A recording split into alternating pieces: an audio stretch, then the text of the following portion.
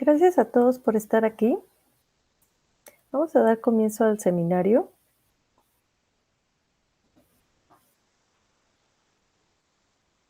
El día de hoy vamos a continuar con nuestro ciclo de cuerpos académicos y para presentar al ponente de hoy tenemos a la doctora Elizabeth Benke. Adelante, Eli. Sí, ¿qué tal? Buenas tardes a todos. Pues es un gusto, gracias Cristina y Josué. Es un gusto para mí poder presentar a Josué, es mi actual estudiante de doctorado en el CIVIC, en la UAM, y bueno, lo conozco muy bien, sobre todo su trabajo que ha desarrollado para su tesis de maestría también en la zona del río Macusac. Hoy Josué nos va a hacer una presentación relacionada justamente a continuar un poco con sus investigaciones y voy a pasar a leer su semblanza. Pues Josué estudió biología en la Universidad Autónoma del Estado de Morelos, donde ha participado en diversos proyectos de divulgación de la ciencia de la selva baja caducifolia.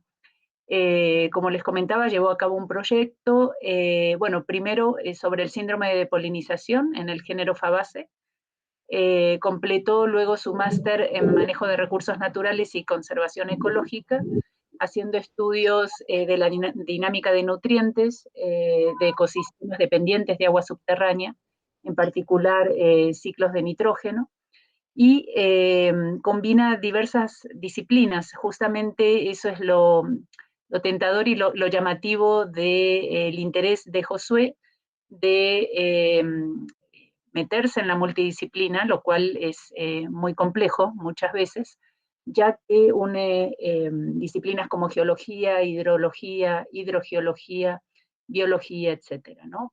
Y esto, bueno, para poder entender finalmente y poder explicar muchas de las funciones ecosistémicas con una perspectiva de conservación de los ecosistemas.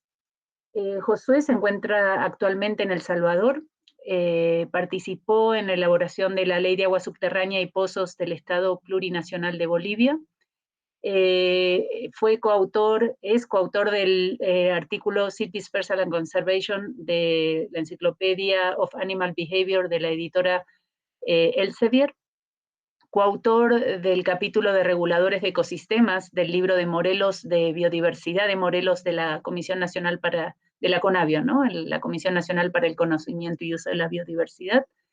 Y actualmente, como les comentaba, es alumno en la ADES de Ciencias Naturales, cursando su primer semestre del doctorado. Entonces, para ya no quitarle tanto espacio a lo que nos interesa, volvemos con Josué y bueno, bienvenido, es un gusto, Josué. Muchas gracias, gracias por la invitación y bueno, acaba de temblar bastante fuerte por acá, entonces en una de esas si comienza a temblar de nuevo, por ahí pues ponemos un Sales corriendo. Salgo corriendo porque sí, se espantaron todos aquí. Muchas gracias, voy a compartir la presentación y pues bueno, vengo a compartirles un poco. ¿Sí se ve mi presentación? Sí se ve, ¿no? Ahí va. Ok, les voy a hablar sobre el agua subterránea como regulador de los ecosistemas. Como habían dicho, soy ahora estudiante del doctorado de Ciencias Naturales ahí en la UAM, en el CIVIC, y vamos a hablar del problema que hay en cuestión de contaminación, sobre todo. Los ecosistemas en el mundo se han visto súper afectados por las actividades humanas y más que por las actividades, por la intensidad con la cual estas están sucediendo, ¿no? La contaminación del suelo y el agua subterránea también han incrementado muchísimo en los últimos tiempos. Casi siempre es debido al crecimiento demográfico, al cambio de uso de suelos sin planificación y sobre todo a una falta una ineficiente gestión integrada de la naturaleza en general y del agua en particular. vemos que hay diversidad de actividades industriales y agrícolas que están ejerciendo muchísima presión sobre el medio ambiente, sobre todo acuático.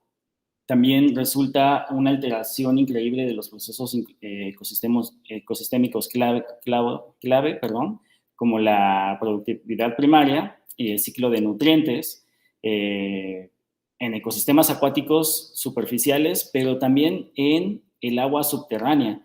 Y esto es por qué es debido o a qué infiere esta cuestión de tanta alteración, pues mucho tiene que ver con una falta de entendimiento, debido a que hay mala divulgación sobre qué es el agua subterránea, qué es el acuífero, cómo son los flujos, qué está pasando allá abajo y cómo es que existen ecosistemas que están dependiendo justamente del agua subterránea. ¿Cómo es que existe esta alteración incluso de las industrias y de la agricultura hacia el agua subterránea? Pues es una falta totalmente de entendimiento. En primer lugar, bueno, entender qué son o hacia dónde van la cuestión de los ecosistemas, que bueno, que aquí debido a que todos trabajamos en el medio, no voy a profundizar mucho, pero pues este conocimiento de que es una cuestión integradora entre los elementos físicos y los elementos biológicos, pues da pie de que tienen que ser considerados todos y cada uno de estos elementos no físicos, abióticos, que tienen que ser pues todos los reguladores o integradores de estos ecosistemas, que ahorita vamos a hablar un poco más de estos. Entonces, primero, ¿qué son los ecosistemas y qué está determinando que existan o que haya un ecosistema en cierto lugar? También eso es importante. Y también ver qué podemos obtener de estos ecosistemas y cuál es la alteración que podemos causar de estos ecosistemas. Otra vez vuelvo a decir, el entendimiento y la divulgación sobre estos conceptos es bastante importante para poder justamente tener estos servicios ecosistémicos que, bueno, de forma natural nos valemos de estos elementos, de estos procesos y de todo lo que pueda haber en la naturaleza para ocuparlos a nuestra beneficencia, ya sea para el desarrollo de nuestras actividades y nuestras necesidades como especie, como seres humanos. Pero justamente, ¿cuáles son esos integradores? ¿Cuáles son esos reguladores que están inmersos en los ecosistemas o que están justamente alterando o beneficiando estos procesos naturales? Pues existen 4 grandes grupos o se puede decir que existen 4 integradores o reguladores de los ecosistemas. En primer lugar sería el clima, que es, se puso encima, el clima, que es, pues, de qué tipo de clima está en la zona en donde se está teniendo, o donde tenemos los ecosistemas, que tiene que ver muchísimo con el tiempo y el espacio, es decir, geográficamente, donde se está encontrando el ecosistema, la incidencia de luz va a ser muy distinta, los procesos que van a ser climáticos, es decir, la incidencia de huracanes, de corrientes de aire, van a ser muy, muy distintas, incluso en cuestiones de ozono va a ser muy distinto dependiendo del lugar geográfico en donde te encuentres. Otro gran integrador o regulador sería el basamento geológico, es decir, el hecho de que tiemble, ¿a qué se debe? Porque hay zonas donde están una actividad sísmica muchísimo más fuerte que otras, o porque hay lugares donde hay una orografía bastante atípica o bastante heterogénea comparado con otros lugares. Entonces, esos 3 aspectos en general dan una integración de cómo es un ecosistema o qué se puede esperar dado estos aspectos hacia un ecosistema. Y otro muy, muy importante es el agua. ¿Cómo es el agua? ¿De dónde proviene el agua? ¿Y qué procesos están sucediendo en el agua? Normalmente estamos acostumbrados a conocer el agua por parte de la precipitación y los cuerpos de agua superficial que existen dentro de los ecosistemas o aledaños a los ecosistemas, pero hay un fuerte elemento dentro de estos que es el agua subterránea. ¿Cómo es el agua subterránea y cómo está afectando, cómo está integrando y cómo está regulando estos ecosistemas? Y primero es, ¿qué es el agua subterránea? Normalmente tenemos visiones muy, muy distintas de lo que significa el agua subterránea. Por ejemplo, hay muchísimas definiciones sobre qué significa o qué es el agua subterránea y dependiendo también de las leyes, por ejemplo, la ley en México dice que son aquellas aguas que quedan almacenadas en las zonas acuíferas y que fluyen a través de los materiales porosos saturados del subsuelo hacia el nivel más bajo hasta llegar a los estratos impermeables. En otros documentos que también son oficiales, sobre todo en Latinoamérica, dice que el agua subterránea son aguas nacionales del subsuelo, inclusive las que hayan sido libremente alumbradas. Y un aspecto, una definición bastante técnica es que las aguas subterráneas se entienden como aquellas masas de aguas que se encuentran bajo la superficie del suelo. Entonces, no siempre es bastante claro a qué se refieren exactamente con el agua subterránea. Puedes decir, pues cualquier aspecto o cualquier fluido que esté bajo la tierra, que esté en el subsuelo. Y este poco entendimiento, esta poca claridad que existe no solamente en los documentos oficiales de las leyes, sino académicamente, hace que no exista una regulación, no exista un control, no exista un monitoreo y tampoco haya un pronóstico sobre la sustentabilidad que pueda tener el agua subterránea. Es decir, cuánto necesitamos de agua para que pueda sobrevivir o tengamos acceso al agua subterránea como especie y también para que los ecosistemas puedan justamente coexistir. No tenemos realmente una visión de cómo puede llegar a ser esto. Además que muchas veces se está confundiendo agua subterránea con acuífero, que no necesariamente van a ser lo mismo. Un acuífero se define como la unidad geológica permeable y saturada, es decir, la roca que tiene poros que se encuentra en el subsuelo. Entonces, esta roca, al estar saturada de agua, se va a llamar un acuífero. Entonces, el binomio roca o unidad geológica agua va a ser el acuífero. Sin embargo, confundimos muchas veces agua subterránea con acuífero. Esto debido, les digo, al poco entendimiento, a la poca divulgación que existe al respecto. Si podemos hablar o en algunos lugares, en unos documentos dicen, el acuífero tiene tales características y están hablando de las características del agua y no de la unidad geológica. Entonces ahí hay un poco más bien, muchísima confusión respecto a diferenciar agua subterránea y acuífero. Recuerden, el acuífero es la unidad geológica o la roca del basamento, no exactamente el basamento, pero bueno, la roca que está en el subsuelo y pueden haber varios acuíferos en una misma zona. Además de esto, también la razón es que no se comprende bien cómo está el agua subterránea fluyendo allá abajo. En primer lugar, es dinámica, hay un flujo.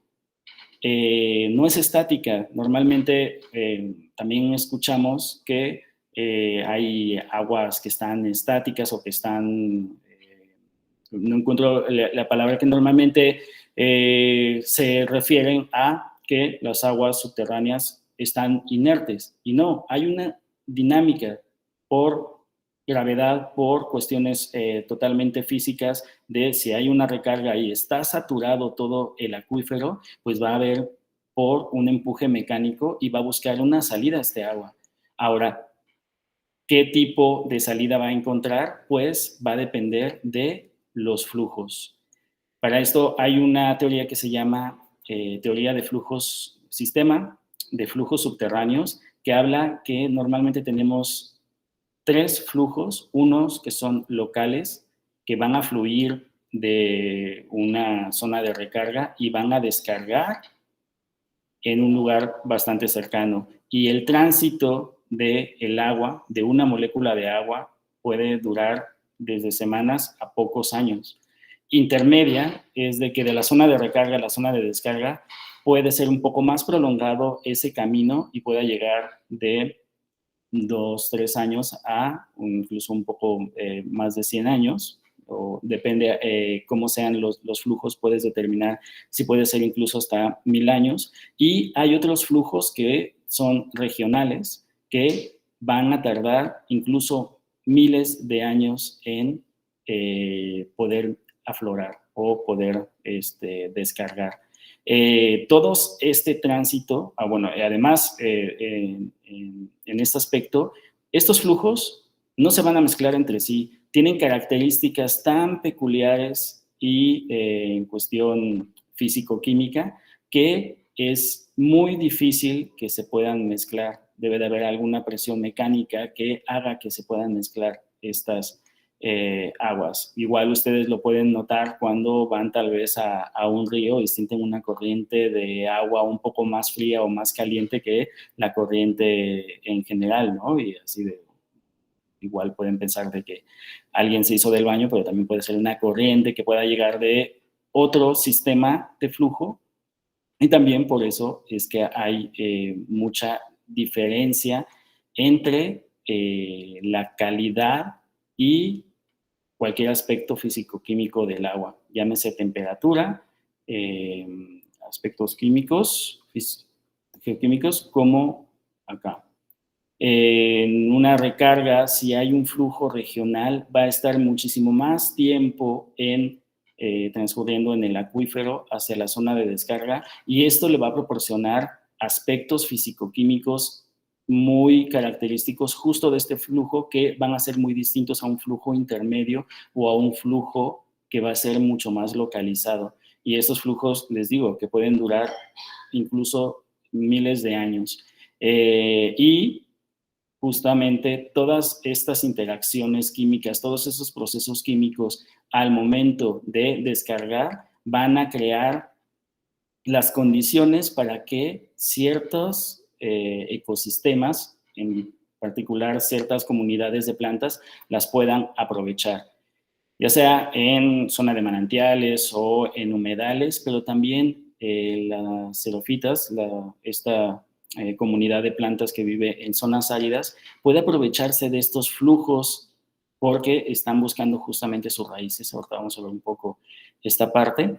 Y se están dependiendo totalmente de los flujos de agua subterránea. Normalmente las xerofitas se van a aprovechar de los flujos locales, pero en un humedal pueden llegar flujos de diferente forma y cada una de las plantas que conforman la comunidad va a tener dependencia hacia algún tipo de flujo, y eso les va a dar la capacidad de crear sus procesos metabólicos indispensables. Además, bueno, esto quiere decir que estos ecosistemas son dependientes de agua subterránea. ¿Qué significa que un ecosistema sea dependiente de agua subterránea? Que ya sea total o parcialmente dependan de alguno de los flujos de agua subterránea para su desarrollo, en cualquier etapa de su desarrollo. Pueden ser totalmente dependientes, es decir, que necesitan del constante flujo de agua subterránea para sobrevivir, o pueden ser parcialmente dependientes, es decir, solamente en momentos del agua, cuando se llene esta parte del acuífero, que haya una recarga, que haya una posible descarga, pueden llegar a depender, o que haya una recarga, el nivel freático suba, y en ese momento puedo aprovechar para justamente estar obteniendo agua y posiblemente nutrientes del nivel freático de agua subterránea. ¿Y de qué dependen? Pues justamente de esto, de esas interacciones. Además del agua que está proveyendo el agua subterránea, está creando unas condiciones que van desde la anaerobia a aerobia, y están justamente propiciando que haya muchos más elementos que ya trae el agua subterránea y que pueden interactuar ya sea con toda la microbiota que puede haber en el suelo y en el ambiente para que las plantas o las comunidades de vegetales puedan sobrevivir y puedan depender justamente de este flujo. Además que, si se pueden dar cuenta, puede haber algún tipo de contaminante que va a estar integrándose dentro de los sistemas de flujo y puede causar algún daño dentro de los ecosistemas en un lugar muy, muy distante. Esto también puede ser, aquí igual queda un poco más claro. Si tenemos algún tipo de aspecto, un contaminante acá, puede ser que en unos miles de años llegue a esta zona y pueda afectar tanto la comunidad, o puede ser un problema de salud pública, o puede afectar a los ecosistemas. El tiempo lo va a determinar justamente el sistema de flujo subterráneo que haya en esta zona.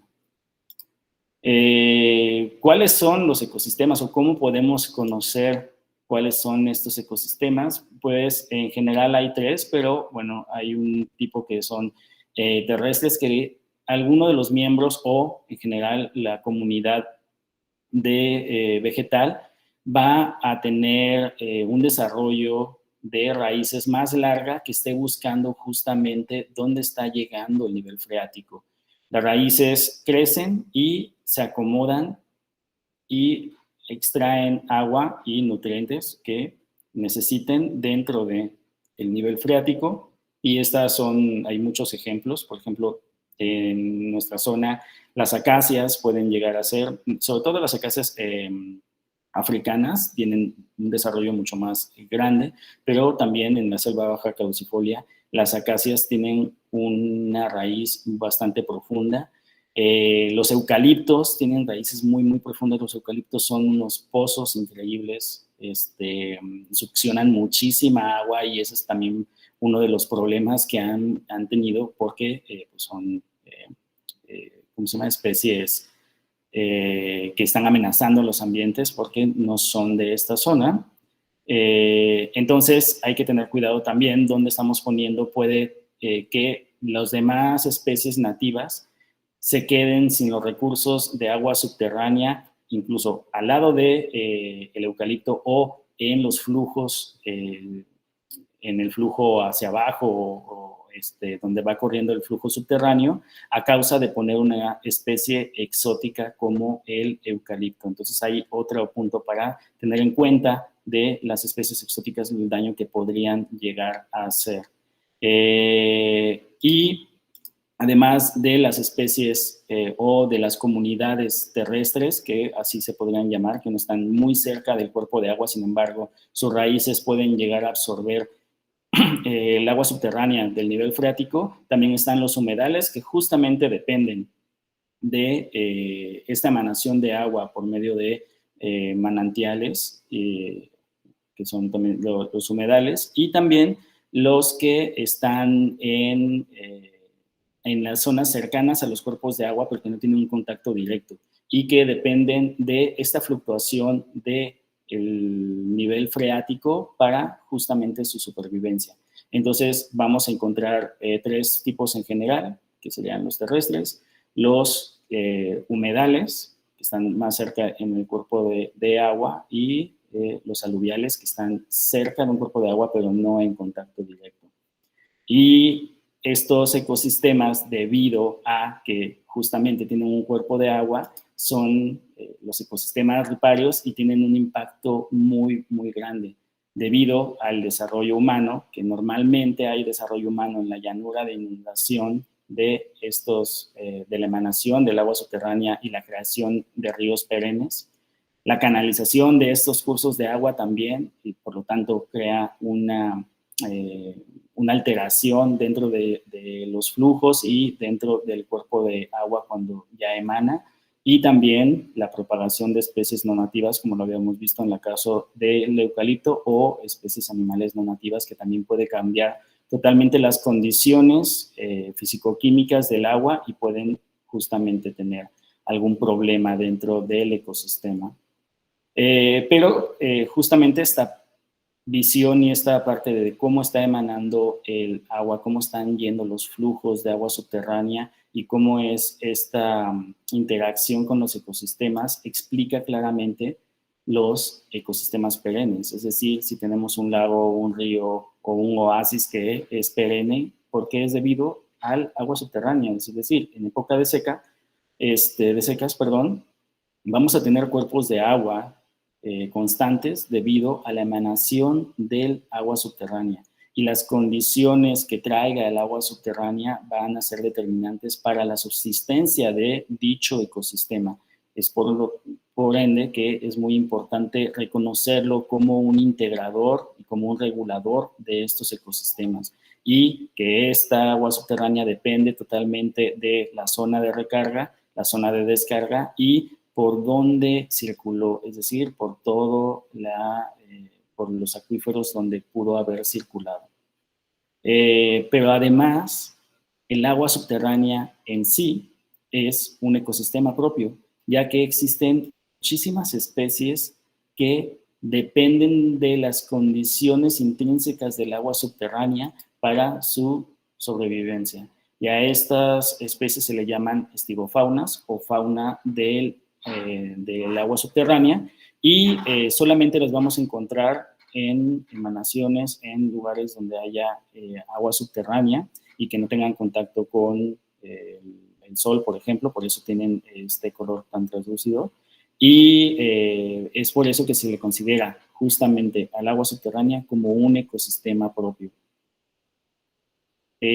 ¿Cómo identificarlos en el campo? ¿Cómo saber dónde se encuentran estos ecosistemas dependientes de agua subterránea? ¿Dónde se encuentra el agua subterránea? ¿Cómo podemos verla si no podemos conocer justamente qué hay debajo de nosotros?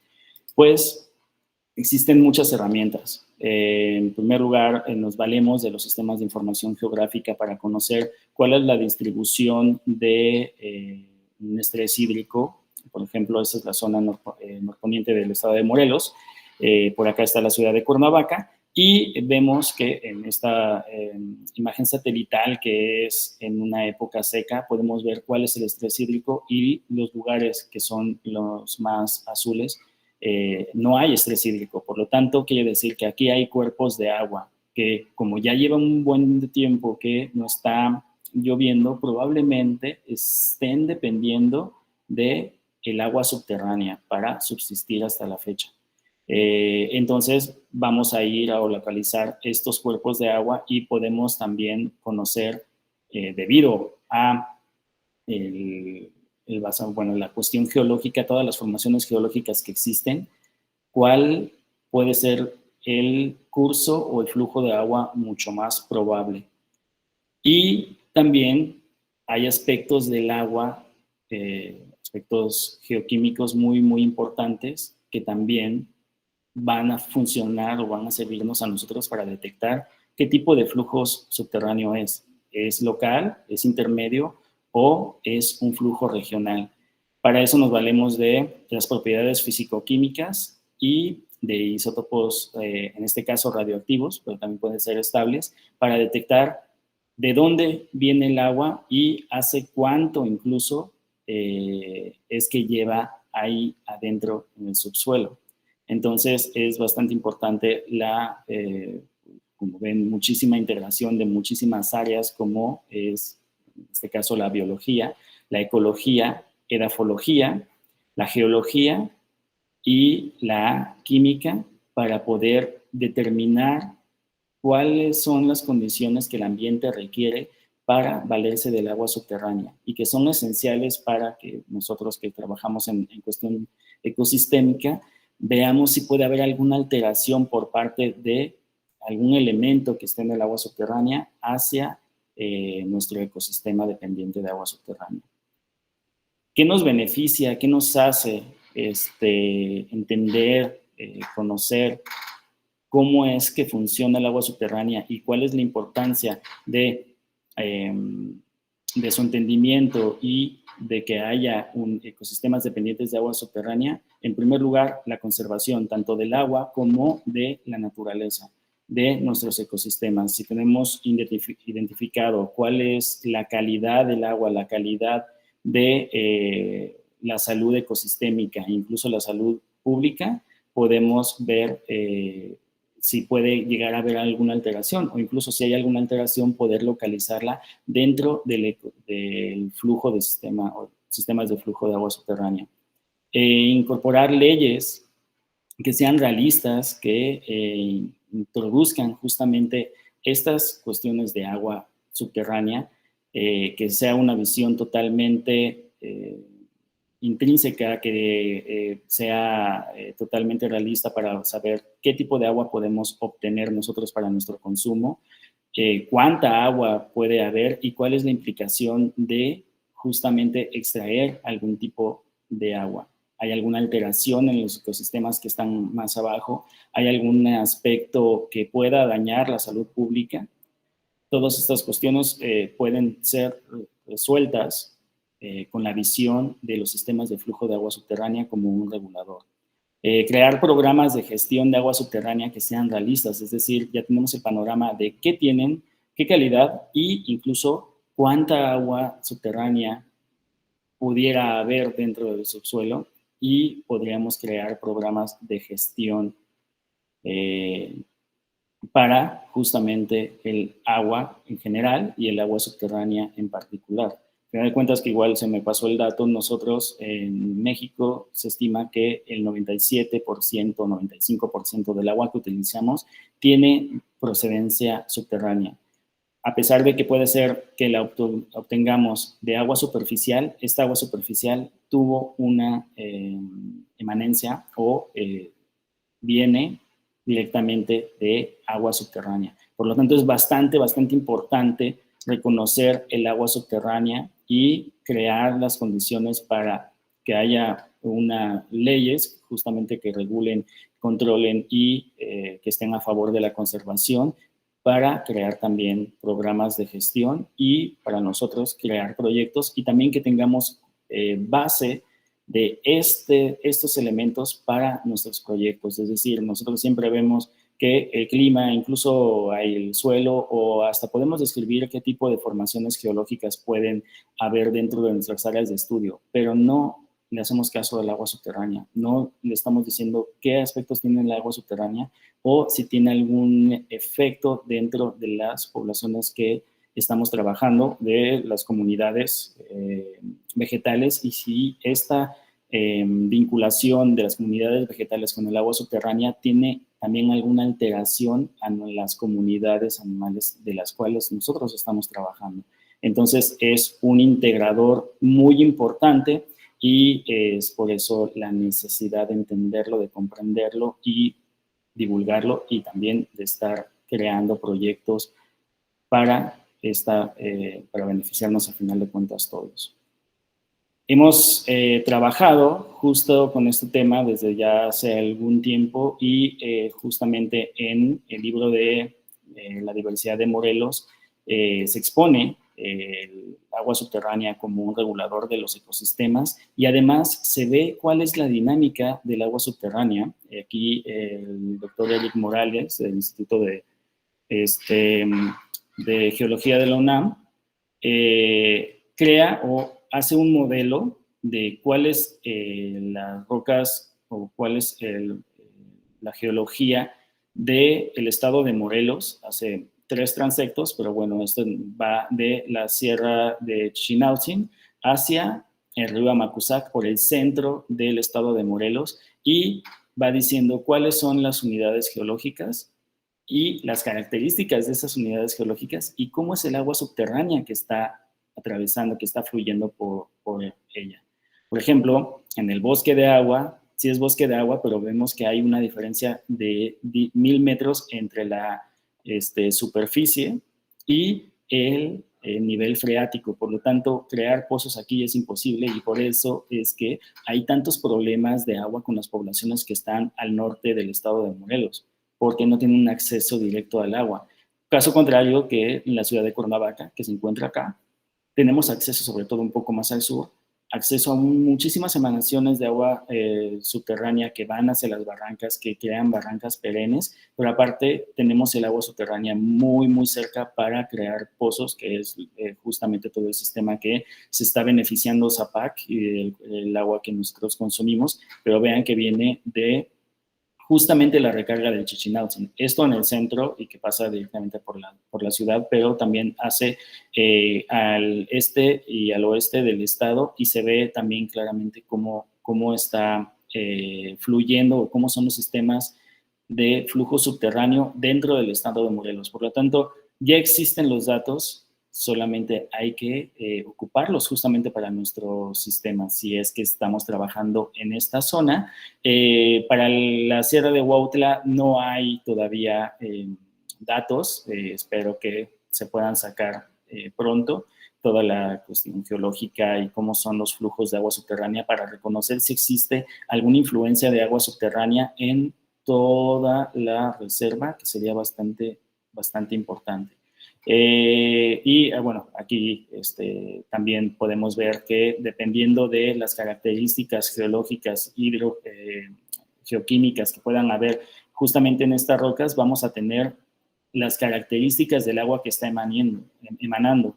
El hecho de que salga agua termal cerca de la Macusac en alguno de los manantiales cercanos o incluso en ríos perennes tipo agua salada, es por esta cuestión de que lleva muchísimo tiempo, expone el doctor Morales, que más o menos hay 10,000 años entre la zona de recarga de aquí hasta el flujo más largo que podría llegar a ser en el río Amacuzac. Por lo tanto, esta cantidad de tiempo creó las condiciones físico-químicas para elevar la temperatura y que salga justamente agua termal en nuestra zona. A diferencia de agua fresca que sale directamente en la ciudad de Cuernavaca o abajo en el sur, en Jutepec y estas partes, que sí puede llegar a ser manantiales, pero van a tener unas condiciones físico-químicas y de temperatura muy distintas acá que en el sur del estado. Entonces, bueno, también entender todos estos sistemas para nosotros nos va a ser de bastante valor justamente para la conservación de nuestras barrancas en Cuernavaca y de todos los sistemas de flujo tanto superficial como subterráneo dentro del estado de Morelos y bueno, donde estemos trabajando. Y justamente esto va a dar pie a conservar a muchísimas de las especies estandartes que tenemos en el estado de Morelos. Pues muchas gracias, me pongo un poquito para que dé tiempo de preguntas. No sé si por ahí alguien quisiera participar. Sí, ya tenemos un comentario. Gracias, Josué. Sí. Bertín Trujillo, ¿deseas hablar o yo la leo? Bueno, ¿me escuchan? Sí, sí te escuchamos. Sí, ya te escucho. Sí. Gracias. Hola, Josué. Hola. Y gracias por compartirnos esta información del agua subterránea. Comentaba que por el simple hecho de que es nuestra principal fuente de agua potable, pues nos compete a todos esto, el cuidar tanto la calidad y la cantidad de la misma. Y sí. Sobre eso, preguntar, ¿qué opinas sobre la mina que se planea abrir en el área de Tetlama? ¿Cómo podría afectar el funcionamiento de esta mina, por ejemplo, al acuífero o el agua que está proveyendo de agua potable en Cuernavaca? Sí, justo eso, bueno, no va a tener mucha incidencia en Cuernavaca, pero sí que va a tener en la parte más sur del estado de Morelos.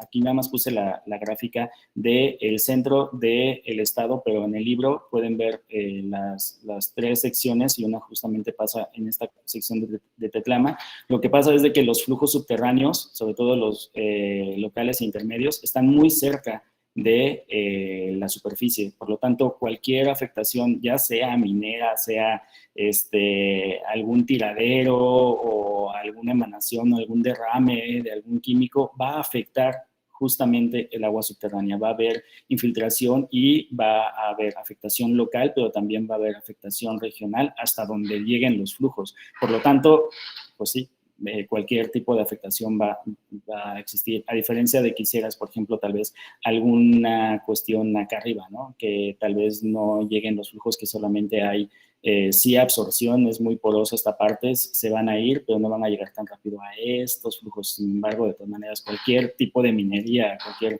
aspecto, sí o sí va a afectar, a pesar de que tengas todo el manifiesto de impacto ambiental, ¿no? Sí, gracias. Era eso. Tal vez por la cuestión que mencionas de los flujos, en caso de que se presentara una contaminación, por ejemplo, con los metales pesados, como Tetlama se encuentra, digamos, más abajo de Cuernavaca, no nos llegaría a esa afectación, pero sí. Ajá. Pero sí va a afectar a los ecosistemas abajo y a todas las poblaciones abajo, ¿no? Entonces, incluso al flujo de río Amacuzac, y ahí también habría bastante problema porque pues es parte de la cuenca del Balsas y va a emanar, al final de cuentas, va a llegar hasta el mar, toda esta afectación, ¿no? Entonces sí es importante, pues, ponerle la atención debida, justo. Y una de las implicaciones podría ser justamente la contaminación del agua subterránea que pueda tener un proyecto como una minería aquí. Muchas gracias, José. Gracias. Gracias. Roberto, ¿quieres tú decir tu pregunta o deseas que yo la lea?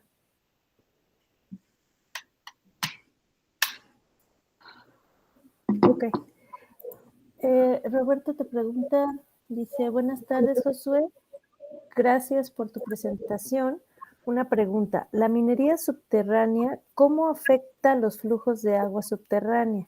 ¿Afecta los 3 tipos de flujo de agua subterránea? ¿Llegaría hasta los flujos regionales? Pues depende hasta dónde se encuentra ¿cómo se llama? Lo que quiera sacar, ¿no? Hay ciertos elementos que sí están muy profundos y que va a afectar justamente a todos los sistemas de flujo. Entonces, normalmente hay mucha minería que está a nivel de la superficie. Aquí se puede ver de que hay, ¿cuántos?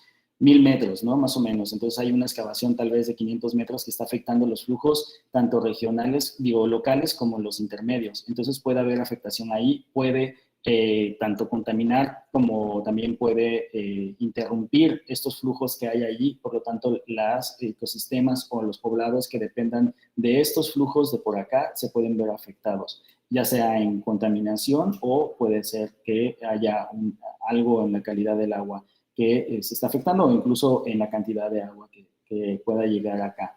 Incluso podemos ver si hay alguna extracción excesiva de algún pozo para cualquier tipo de uso. En esta parte va a tener clara afectación hacia, en este caso, hacia el sur del estado de Morelos. Entonces, hay que tener también justamente cuidado en este aspecto, sobre todo con la cuestión de la minería. Te digo, depende en qué profundidad esté la mina, pero sí que va a haber afectaciones. Y depende también qué tan pesados sean los desechos que puedan ser químicos en la minería, puede llegar incluso a transferirse, están en la roca, por ejemplo, en esta roca, pero pueden llegar a infiltrarse y justamente afectar a los sistemas de flujo regional incluso. No sé si me expliqué. Perdón que no veo el chat. No te preocupes, yo lo estoy viendo. Sí, quedó muy claro. Sí, te dice Roberto, muchas gracias, José. Yo también hablo. Eli, ven que adelante, por favor. Sí, gracias, Josué. Pues preguntarte un poco de cuál es desde el punto, digamos, desde tu percepción, ¿cómo ves cuál es el motivo por el cual en realidad se desconoce mucho del funcionamiento o por qué no se incorpora el agua subterránea en los proyectos normalmente de lo que trabajamos en superficie?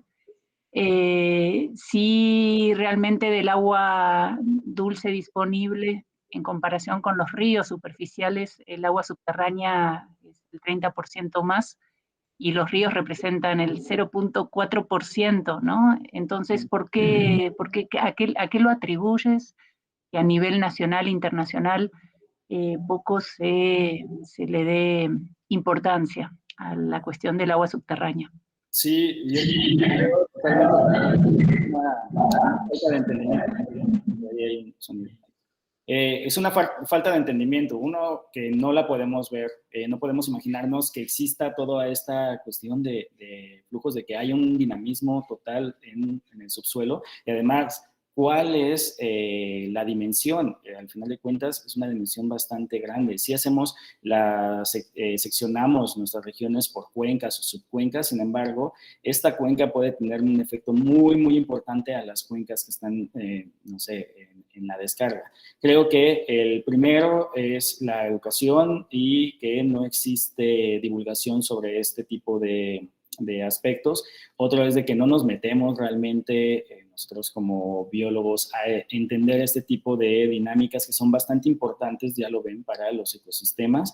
Se lo dejamos justamente por lo complejo a los geólogos, y los geólogos no lo están aterrizando totalmente para que la población y también otras disciplinas lo puedan estar ocupando. Entonces hace falta una integración entre diferentes disciplinas, una educación y una divulgación de realmente qué está pasando acá.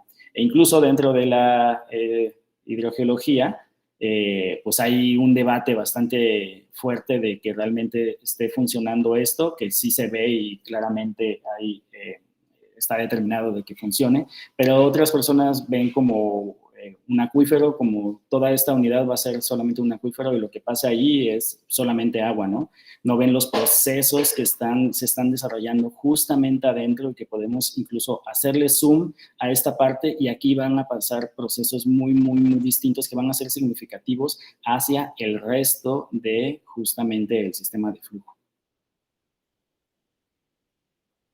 Entonces, por ahí que sería... Gracias, José.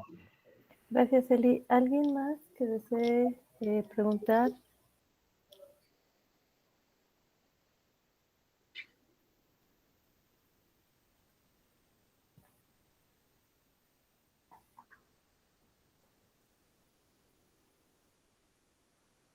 Sí, Roberto, adelante. Sí, voy a abrir el micrófono. ¿Cómo regularían, cómo se podría regular en el aspecto minero el no afectar las aguas subterráneas?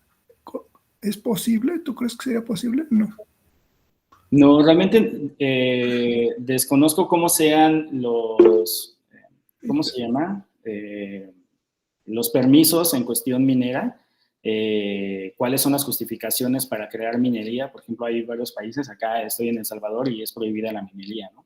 Solamente es permitida la minería de Bitcoin, pero la minería geológica es totalmente prohibida, y dan muchos argumentos en cuestiones justamente de contaminación, pero es un país de muchos, ¿no? Normalmente casi todos los países de Latinoamérica la minería es bastante importante y es una parte importante de su Producto Interno Bruto. Entonces ahí sería cuestión de poner en la balanza qué es mucho más importante, si la salud ambiental y pública o el desarrollo social, que debe de haber algún tipo de intercambio o llegar a un equilibrio como tal, pero también podría ser un aspecto importante para considerarlo en los impactos, en los manifiestos de impacto ambiental, ¿no? El hecho de que pasa por aquí cierto flujo que va a ir a dar hasta cierto lugar, el hecho de que tú pongas una minería ahí vas a afectar a cierto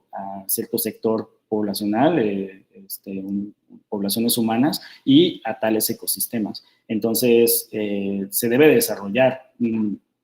No sé ahora si existan los elementos, por ejemplo, ahora la minería en Tetlama, que se refería a Bertín, si están todos los elementos, está todo el manifiesto de impacto ambiental y está considerado esta parte, y si no, exigir que se incorpore como tal, que veamos realmente cuál va a ser la afectación. Que la afectación, como te das cuenta, no la vamos a ver en 5 o 10 años, la vamos a ver en muchísimos años más, porque seguramente en esta parte ya viene un flujo intermedio, un flujo regional que va a llegar hasta dentro de tal vez 100 años, si bien nos va, ¿no? Pero que va a haber una afectación, va a haber una afectación.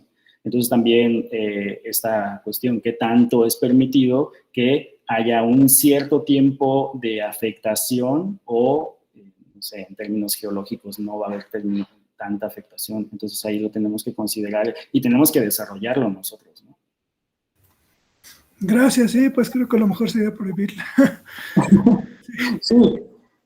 Sí, al final de cuentas, bueno, sí sería lo mejor por debido a la afectación. Y hay afectación directa, ¿no? En cuestión de los jales, sí van a haber jales, sí va a haber subproductos que van a dejar en la superficie, y estos sí que tengan un flujo local, pues va a haber una afectación muy, muy directa, que es lo que está pasando justamente en Huautla, ¿no? Híjole, sí. Bueno, pues sí está triste el asunto. No, pues más bien Hay que entenderlo. trabajarlo. Hay que trabajarlo, sí. Pues sí, Roberto, pero es que si decimos que prohibimos la minería, todos tendríamos que estar dispuestos a quedarnos sin computadoras, sin celulares, o sea, sin un montón de cosas que utilizan los minerales, ¿no? Y Sí. es como con la ganadería, ¿no? ¿Qué más quisiéramos los restauradores que los pastizales se convirtieran otra vez en selva? Pero todos estamos dispuestos a dejar de consumir carne, leche. Sí, ¿no? Habemos muchos que sí, pero no nada más está eso, ¿no? Hay todo. Sí, es una cuestión incluso hasta cultural, ¿no? El Exacto. hecho de consumir carne y en el aspecto de la minería es totalmente un aspecto cultural. En Sudamérica, en Bolivia, que tuve la oportunidad de estar, no ven el aspecto del desarrollo económico en el país, sino es a través de la minería y del gas natural, y ahora un poco el litio que están sacando de los salarios, pero pues es justamente extractivo, todo es extracción. Sí. Pero, Josué, eso que tú dices a mí me parece muy relevante. O sea, si nosotros tomamos en cuenta con los sistemas de información geográfica dónde están los flujos, y con lo que se está investigando, por ejemplo, lo que está haciendo Roberto con los temas de información geográfica, se puede minimizar Sí, claro. los efectos. Sí, ¿Dónde ahí vas a sería el poner el equilibrio. jal? ¿Dónde vas a hacer la actividad? Claro. Voy a leer un comentario de Bertín Trujillo y después le doy la palabra a Eli. Dice, la minería tiene dos afectaciones principales al agua subterránea. Uno, por la cantidad de agua que extraen para sus procesos, y dos, por la contaminación con diferentes sustancias o elementos. Sí, que son no exactamente el elemento, ¿no? Sí, son desechos, incluso muchos de ellos, que es los que están afectando más. Claro. Eli, adelante, por favor. Sí, gracias, Cris. Sí, y como, bueno, de acuerdo con todo lo que están discutiendo, pero además, como siempre digo, es un problema de ordenamiento. O sea, si es algo importante el conocer el funcionamiento y por dónde pasa y por qué es relevante todo esto, es justamente porque hasta el momento los ordenamientos ecológicos territoriales no tomaban en cuenta para nada el sistema de flujos. De hecho, el que tú pongas una ciudad industrial, como está aquí, ¿no? En nuestro estado es el mejor ejemplo. En una zona en donde hay muchísima permeabilidad, en donde cualquier escape, por más que tengas todos los recaudos habidos y por haber, pudiera generar un desastre ambiental, pues estamos fritos. O sea, realmente para lo que es muy súper importante es justamente que les entre en la cabeza a la gente que trabaja en ordenamiento territorial que tiene que incluir el agua subterránea. Es básico, incluso hasta el simple hecho de que tengas que poner un desarrollo habitacional. Todo necesita agua subterránea. Que lo pongas en un sitio o en el otro no es lo mismo. Eso por un lado, ¿no? Y después creo que justamente ayer nos estaban comentando sobre que la minería se podría mejorar justamente el manejo de la minería. Parece que hay forma como de trabar o bloquear algunos flujos y como que se está probando esa cuestión. Bueno, no sé qué tanto se ha implementado o no. Igualmente afecta, siempre hay una afectación. Pero creo que Guillermo ayer justo nos estaba comentando eso, Josué. Entonces sí creo que pudiera haber una manera de que no afectara tanto a cuestiones de contaminación, por más que seguramente el que tú trabes un flujo va a tener consecuencias, ¿no? Aguas abajo siempre. Sí, sí. Lisa. Gracias, Eli. Martín Trujillo nos dice, no olvidar en dónde está nuestro actual relleno sanitario de Loma de Mejía, que es una zona de recarga al acuífero. Nos urge hacer esta planeación y ordenamiento. Sí, con respecto igual ahí en esa zona que es Loma de Mejía, normalmente se recarga poco, tal vez un poco menos de la mitad de agua, pero sí hay muchísima escorrentía. Entonces, toda la escorrentía van a las barrancas que justamente están dependiendo del agua subterránea que viene de la zona de Zempoala y al final de cuentas hay una contaminación de los ecosistemas.